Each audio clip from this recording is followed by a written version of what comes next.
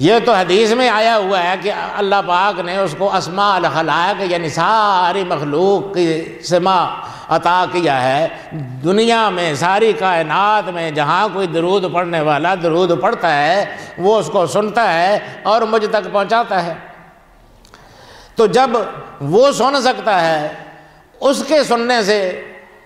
کوئی شرک واقعہ نہیں ہوتا ہے، تو اس کا علم آقا کونین کے علم کے مقابلے میں حیثیت کیا رکھتا ہے؟ وہ تو جو علوم حضور صلی اللہ علیہ وسلم کو اللہ پاک نے عطا کیے ہیں وہ ساری کائنات کا علم اس علم کے مقابلے میں ایک ذرے کی حیثیت رکھتا ہے، اگرچہ خود حضور کا علم بھی اللہ کے علم کے مقابلے میں ایک ذرے کی حیثیت رکھتا ہے، لیکن باقی کائنات کا علم، باقی کائنات کو جو علوم اللہ پاک نے عطا فرمائے وہ تو سارے کے سارے حضور صلی اللہ علیہ وسلم کے علم کے آگے ایک ذرے کی حیثیت رکھتے ہیں۔ جس طرح صاحب ایک قصیدہ بردہ کہتے ہیں وَمِنْ عُلُومِكَ عِلْمُ اللَّوْحِ وَالْقَلَمِ، یا رسول اللہ لوح اور قلم نے جن علوم کا احاطہ کیا ہے، اور انہوں نے کن علوم کا احاطہ کیا؟ وَكُلُّ صَغِيرٍ وَكَبِيرٍ مُسْتَطَرٍ، کوئی چھوٹی بڑی ایسی چیز نہیں ہے جو اس میں نہ لکھ دی ہو۔ لوح محفوظ نے ہر چھوٹی بڑی چیز کا احاطہ کیا، اور حضور صلی اللہ علیہ وسلم کو جو علوم اللہ پاک نے عطا کیے وہ اتنے زیادہ ہیں کہ لوح و قلم کے علوم ان علوم کا ایک حصہ ہے، تو وہ فرشتے کا علم تو پھر بہت ہی تھوڑی سی چیز ہے اس کے مقابلے میں جو اوپر کھڑا ہوا درود پہنچا رہا ہے حضور صلی اللہ علیہ وسلم کو۔ تو اگر وہ سن سکتا ہے تو حضور صلی اللہ علیہ وسلم براہ راست ہمارا درود کیوں نہیں سن سکتے ہیں؟ وہ ضرور ہمارا درود سنتے ہیں، ہاں یہ پہنچاتے اس لیے ہے فرشتے کہ یہ تو خادموں کا کام ہے، یہ تو عزت ہے، یہ تو اعزاز ہے مصطفیٰ صلی اللہ علیہ وسلم کا کہ ان کے لیے خدام مقرر کر رکھے ہیں۔ اللہ پاک سے کیا چیز پوشیدہ ہوتی ہے، لیکن ہمارے اعمال لکھنے کے لیے کہیں فرشتے آ رہے ہیں، کہیں ہمارے ذکر کی محفلوں کا احاطہ کر رہے ہیں، جا کے رپورٹ پیش کر رہے ہیں کہ باری تعالیٰ تیرے بندے تجھ کو ذکر تجھے یاد کر رہے ہیں۔ اللہ پاک فرماتا ہے وہ کس چیز سے پناہ مانگ رہے ہیں؟ فرشتے کہتے ہیں کہ جہنم سے اور تیرے عذاب سے پناہ مانگتے ہیں۔ پوچھتا ہے مانگتے سوال کیا کرتے ہیں، طلب کیا کر رہے ہیں؟ عرض کرتے ہیں باری تعالیٰ تیری رضا چاہتے ہیں، تیری خوشنودی چاہتے ہیں اور عمدہ انجام چاہتے ہیں۔ تو میرے کہنے کا مقصد یہ ہے کہ اللہ پاک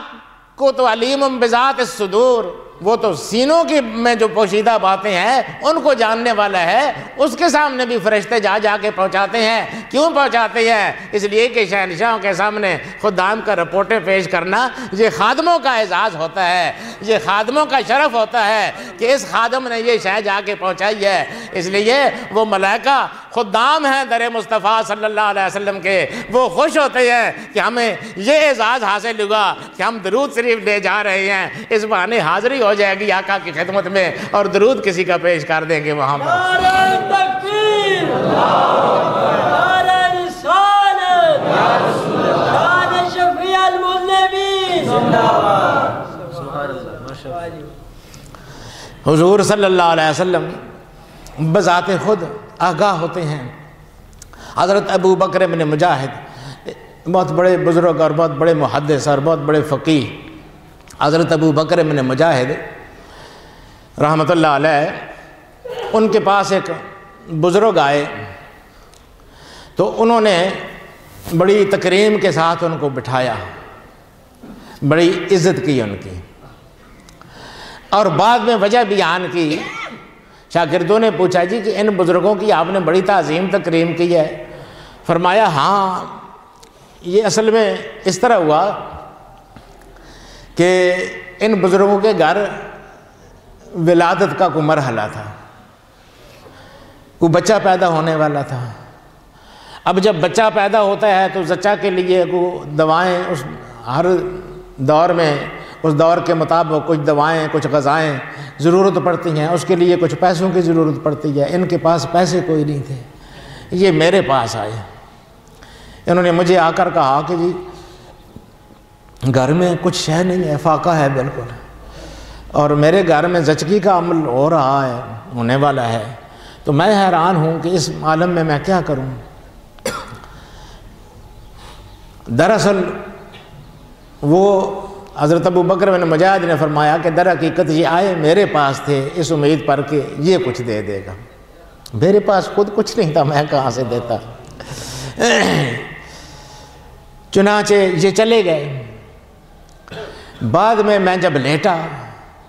تھوڑی دیر بعد میں لیٹ گیا درس سے فارغ ہو کر، تو میں نے حضور صلی اللہ علیہ وسلم کو خواب میں دیکھا، دیدار ہوا آقا کونین صلی اللہ علیہ وسلم کو۔ آپ نے فرمایا کہ یہ جو شخص آیا ہے جو پریشان ہے اس سلسلے میں کہ اس کے گھر زچگی ہونے والی ہے اور اس کے پاس پیسے نہیں ہیں، اس کو ساتھ لے کے یہاں علی بن عیسیٰ ایک وزیر ہے بادشاہ کا، اس کے پاس جا اور اسے کہے کہ اس کو رسول اللہ نے بھیجا ہے آپ کے پاس، اس کو 100 اشرفی دے دیں، اور اگر وہ پوچھے کہ اس چیز کا ثبوت کیا ہے، اس طرح سے تو ہر آدمی آگے کہتا ہے کہ مجھے رسول اللہ نے بھیجا ہے اور پیسے تو کوئی نہیں دے سکتا ہے، اگر وہ پوچھے کہ ثبوت کیا ہے اس کا، تو اس کو بتانا کہ اس کا ثبوت یہ ہے کہ تم ہر جمعے کو 1000 دفعہ درود شریف مجھ پر پڑھتے ہو اور وہ مسلسل پڑھتے رہتے ہو۔ پچھلے جمعے کو ایسا ہوا کہ تم نے 700 دفعہ پڑھا تھا، بادشاہ کا بلاوا آ گیا، تمہیں جانا پڑ گیا، تم چلے گئے، وہاں سے فارغ ہو کے آ کے تم نے پھر وہ 300 مکمل کیا۔ یہ ایسا معاملہ ہے کہ یا میں جانتا ہوں یا وہ علی بن عیسیٰ جانتا ہے، اور تو کوئی نہیں جانتا ہے۔ یہ ثبوت ہے اس چیز کا کہ میں نے بھیجا ہے اس کو۔ وہ حضرت ابو بکر بن مجاہد کہتے ہیں کہ میں لے گیا ان کو علی بن عیسیٰ کے پاس، میں نے کہا جی ان کو حضور صلی اللہ علیہ وسلم نے بھیجا ہے۔ اس نے کہا اچھا، اٹھ کھڑا ہوا تعظیم تکریم کے لیے، بڑی عزت کے ساتھ بٹھایا، پوچھا کس لیے بھیجا ہے؟ میں نے کہا جی 100 اشرفیاں حضور صلی اللہ علیہ وسلم نے فرمایا ہے ان کو دے دی جائیں۔ فرمایا اچھا کس طرح فرمایا ہے حضور صلی اللہ علیہ وسلم نے، کیا واقعہ ہوا ہے؟ تو میں نے بتایا، حضرت ابو بکر بن مجاہد کہتے ہیں کہ میں نے اپنا خواب بیان کیا اس کے سامنے، یہ سارا خواب پوری تفصیل سے بیان کیا، یہ بھی بتایا کہ حضور صلی اللہ علیہ وسلم نے فرمایا ہے کہ وہ علی بن عیسیٰ جو ہے وہ ہر جمعے کی شب کو 1000 مرتبہ درود شریف مجھ پر پڑھتا ہے، پچھلے جمعے کو 700 پڑھا تھا، بلاوا آ گیا لیکن پھر واپس آ کے 300 مکمل کیا، اس نے اپنی تعداد مکمل کی۔ اور یہ شے ایسی ہے کہ حضور نے فرمایا کہ یا میں جانتا ہوں یا علی بن عیسیٰ جانتا ہے، یہ علامت ہے اس چیز کی کہ میں اس کو بھیج رہا ہوں۔ تو وہ اٹھ کھڑا ہوا، اس نے بڑی تعظیم و تکریم کے ساتھ ہمیں سینے کے ساتھ لگایا، ہمارے ماتھے پر بوسے دیے اور اپنے غلام کو کہا کہ لا بھائی اشرفیوں کا توڑا۔ وہ اشرفیوں کا توڑا لے کر آیا، اس میں اشرفیاں بھری ہوئی تھیں، اس نے 100 اشرفیاں نکالی، کہا جی یہ حضور صلی اللہ علیہ وسلم کے ارشاد کے مطابق قبول فرمائیے، یہ 100 اشرفیاں پیش خدمت ہیں۔ پھر 100 اشرفیاں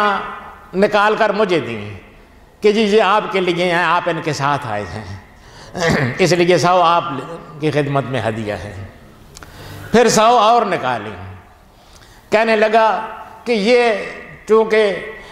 مجھے یہ بشارت ملی ہے آپ حضرات کے صدقے کہ میرا درود شریف حضور صلی اللہ علیہ وسلم خود سنتے ہیں اور متوجہ ہوتے ہیں میری طرف، یہ خوشی آپ دونوں حضرات کی